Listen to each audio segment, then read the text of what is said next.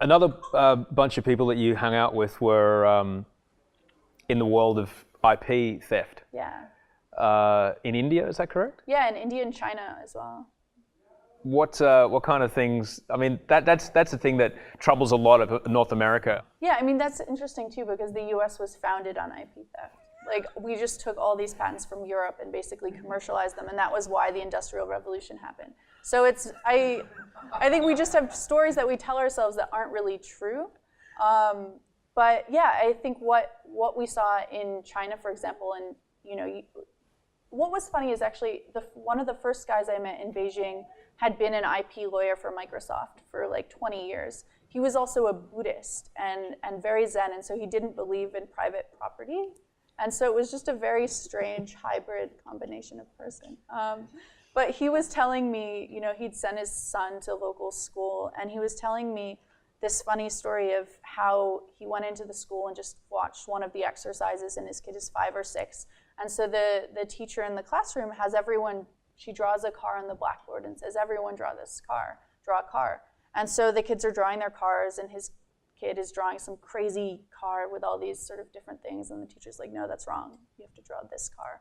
And so very much this practice of copying is much more alive there. I think the question that really came up in a lot of my conversations in China was, is there room for sort of creativity and innovation beyond just this R&D copycat instincts? But even the copycats, this Shanzai kind of culture, you can just rapidly prototype products so quickly. You can meet customer demand and changing habits really easily. And so I think there are a lot of benefits to it. And in India too, there are a lot of pharmaceutical pirates, so people who reverse engineer drugs and then develop more affordable medicines as a result. And that, interestingly, put pressure on mainstream pharmaceutical companies to actually have to develop affordable pricing options, and think about access to medicines differently. So I think, I think copycat behavior is something that's going to become much more mainstream.